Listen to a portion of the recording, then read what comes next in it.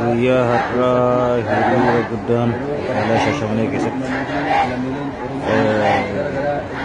sababa ijoollee Oromoo Yuunivarsiitii Kullii Amaaraa Waldaa jedhamu keessatti Waldaa Yuunivarsiitii kan jedhamu keessatti ijoollee Oromoo ajjeesaniif irraa kan ka'e hiriira guddaan magaalaa Shaashamannee ijoolleen barattoota mana barumsaa akka jiraniin hunduu yaa'anii hiriira nagahaa uummanni nurraa uummanni keenya bakka jirutti miidhamuu qabu nurraa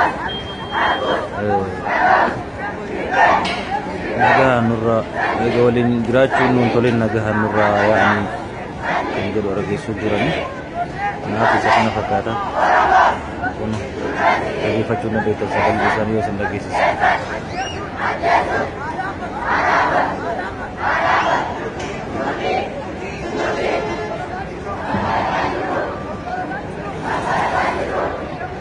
Nuti kan barataa jirruuf biyya bulchuuf malee nama ajjeesuuf miti.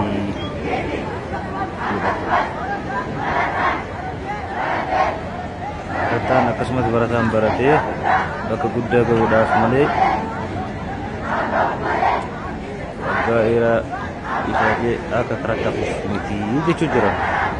Isa kana fakkaata. Kan jirti kun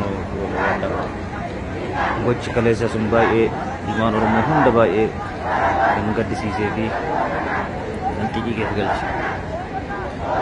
Wanti ta'eef isa kana fakkaata. Yeroo booda walitti deebinee kan hafeessisneef waraabna. Sheer godha magaalaa Shaashamannee keessa.